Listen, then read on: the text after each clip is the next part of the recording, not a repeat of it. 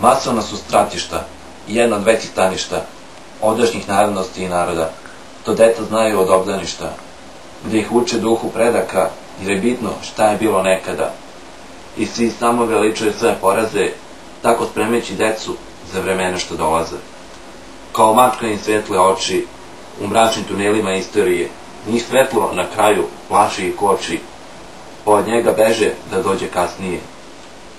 Usput druge bolestima truju, tako što se ljudima uza njih svete stvari kunu, non stop praveći ih ludima. Sve to radi iz običnog straha, da ih ne stigne najveća kletva. I usred nekakvog žestokog zamaha ne ostanu bez celog njihovog sveta. A nas naravno briga je za to, jer su zaslužili doživotno ropstvo.